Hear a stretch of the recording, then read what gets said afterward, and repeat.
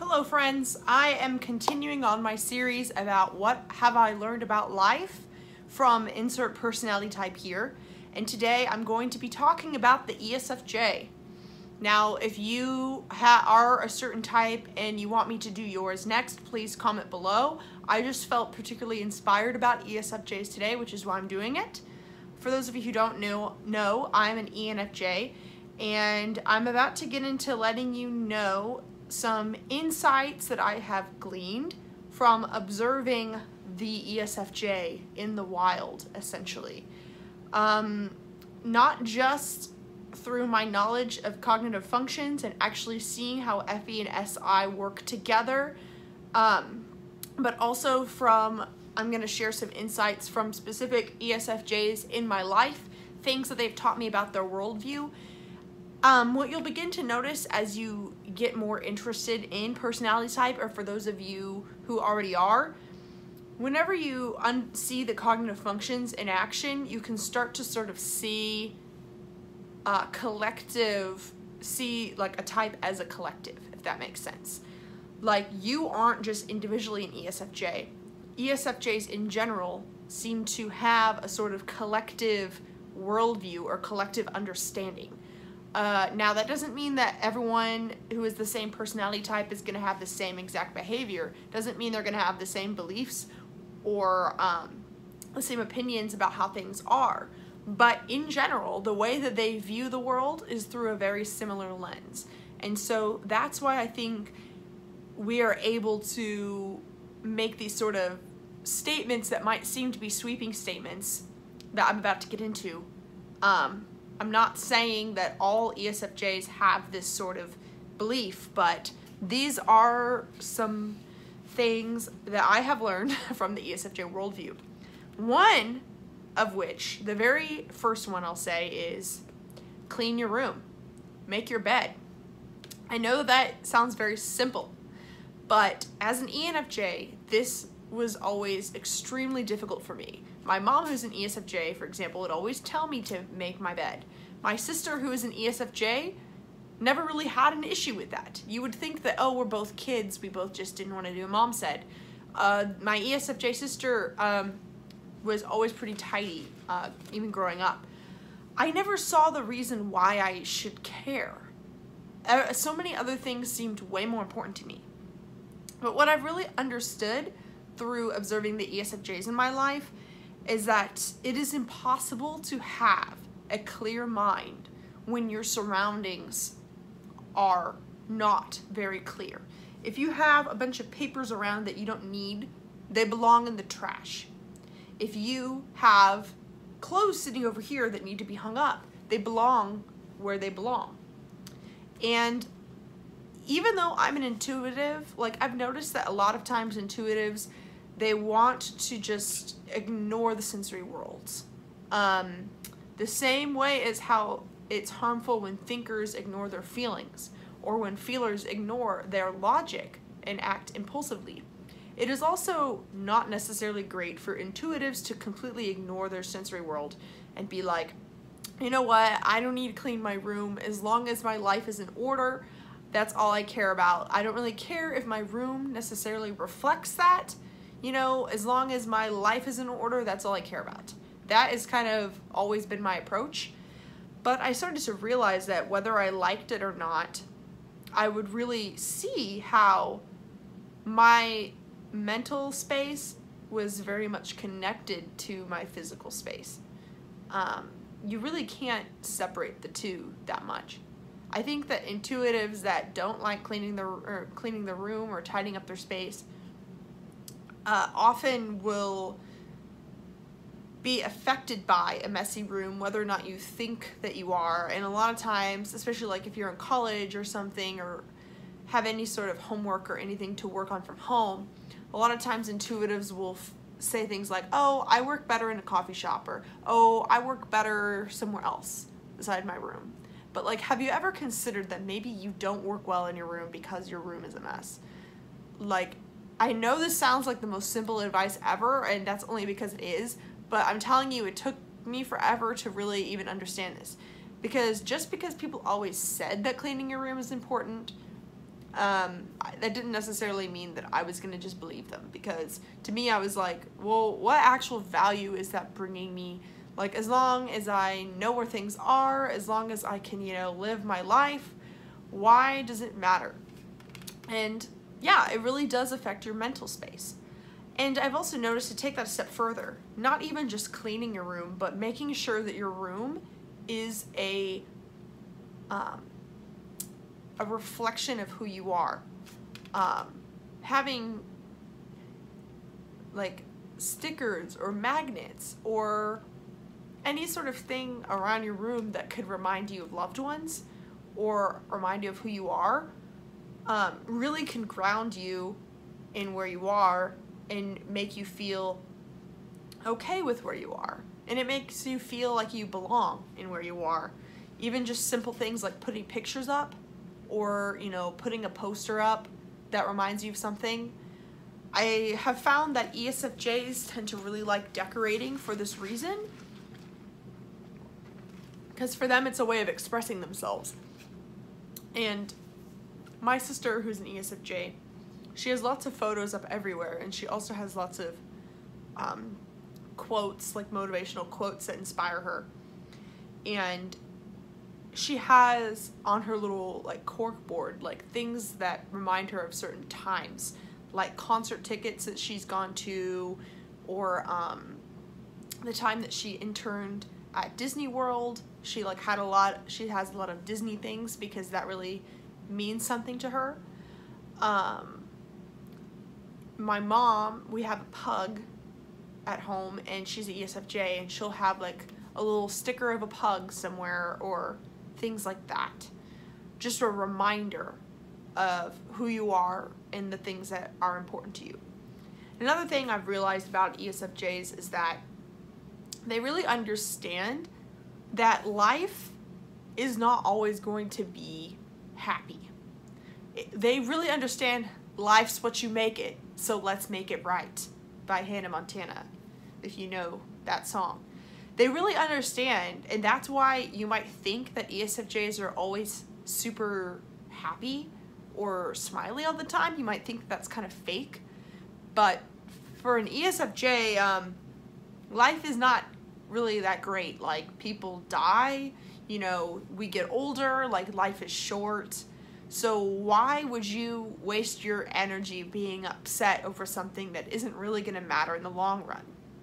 Now, I relate as an FE user. I really like to think about the long run, and I really like to think about taking actions that are going to reflect my character and make things better for me in the long run, even if they're difficult.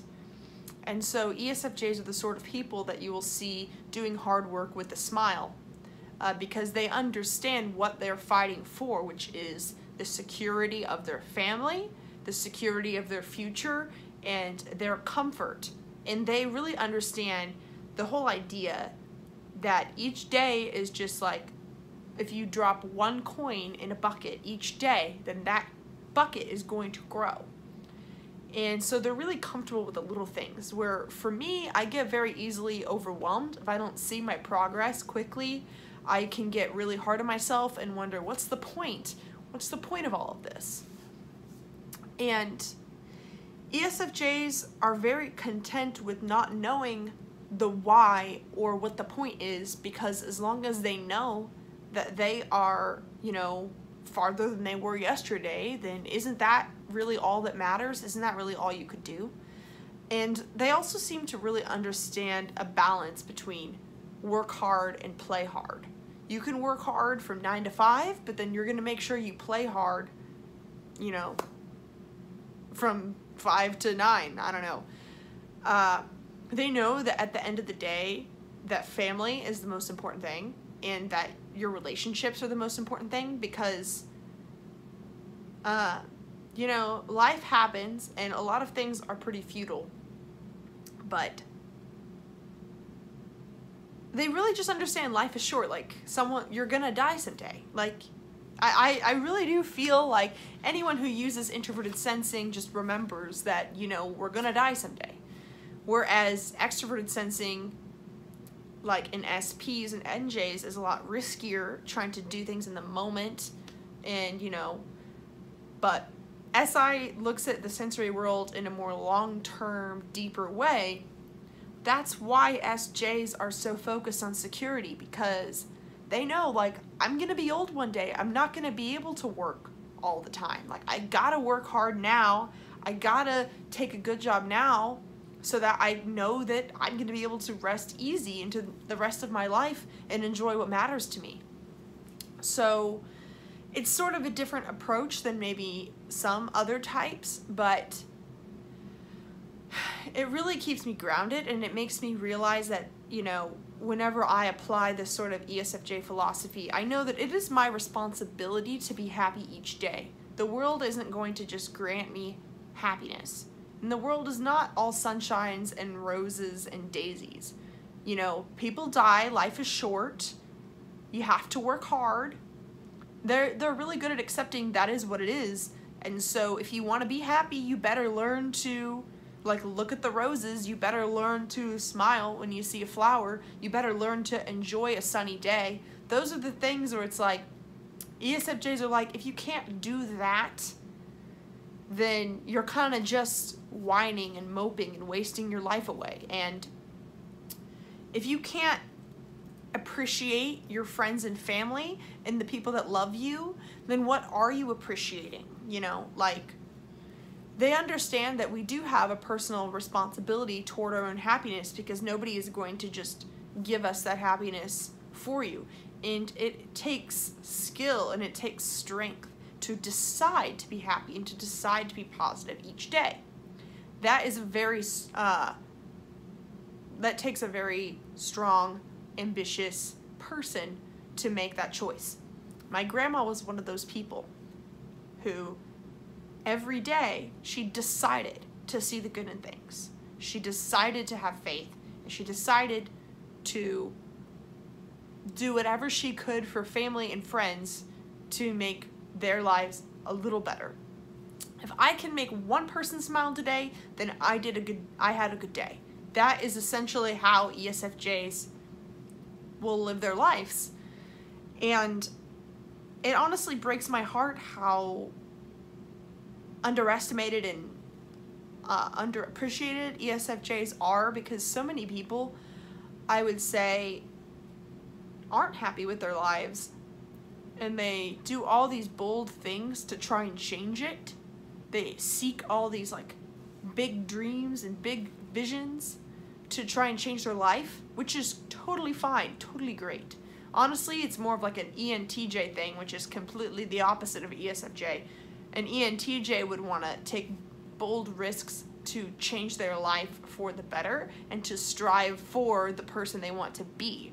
Whereas an ESFJ is like, you know what, if you aren't happy with where you are you really going to be happy with where you're trying to go? And I think that that is a really interesting thing for everyone to reflect upon, not just ESFJs. No matter what type you are, ask yourself, whatever you're striving for, is it actually going to make you happy? And I think that ESFJs have really mastered the art of being happy with the simple things and, you know, being happy with what you have. And, you know, when life gives you lemons, make lemonade, you know? And so, they also really seem to understand that, like, love is a verb, and actions speak louder than words. And they understand that, like, relationships take work, they take communication, they take adaptability and flexibility, and they're willing to work with the person that you are. And they also really want things to be halfway, where in their relationships they want the person to work just as hard at the communication as they are. And they don't really take shit from people that don't do that. You might think it's easy to walk over an ESFJ, but in reality, if you are taking and taking from them in a relationship and not giving in the same amount that they're giving, you're gonna know, because they're gonna nag you about it, or they're going to, like, it's gonna be hard for them to leave you because they're gonna keep giving you chances because they love you. But you're definitely gonna get a mouthful from an ENFJ or an ESFJ who is unhappy with you, because they definitely stand up for themselves in that regard. They don't want people to be taking from them whenever they are graciously giving to you. So I think that that is very bold of them. And another thing that I really appreciate in ESFJs is they really seem to know their taste in a way that is different than me. Like, they seem to know their personal preferences and like, oh, well, I really am happier when there's natural light around, or I'm really happier whenever there's flowers or whenever there's plants around, or I like this type of clothes because it makes me comfortable, or I like this type of bedding. I don't know. And these things seem really simple, but I'm also telling you, it's like, these aren't things that cross my mind because they're way too introverted sensing that I don't really understand. They know how to tastefully like add a candle and make the ambiance good. They know how to make sure that people are comfortable, and they just exude comfort. And it's important to be comfortable, because if you're going to be a hard worker, you're going to have to make sure that you're also resting and being comfortable. So they really have mastered that too, kind of like what I was talking about with the work hard, play hard. So they're self-aware in a completely different way than me. And so I guess really that's it. That's the main lesson I have to share of things I've learned from ESFJs. You gotta be happy with the little things. And if you aren't happy with the little things, then are you really gonna be happy with the big things?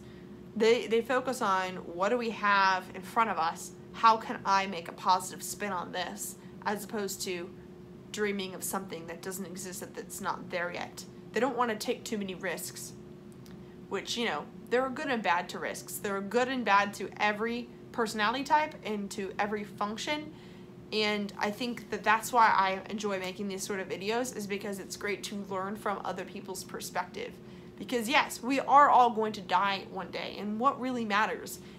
If you aren't even happy with where you are now, then is it really worth risking money in your life or your relationships with friends and family to take a huge risk that it might not even be worth it, and the happiness you're seeking might not even make you happy?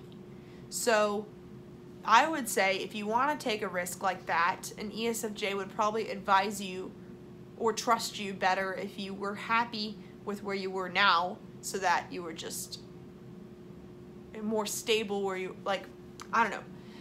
I think that they would trust you. So this is just kind of like to apply, if you have an ESFJ in your life that's nagging you and isn't like allowing you to spread your wings or whatever, maybe I think that they would trust you more if you assured them that you were happy where you were now, or maybe you can try and see the good in the situation that you're in now and try and cope with, I guess you could say, the situation that you're in now, and then start there and then go where you want to go.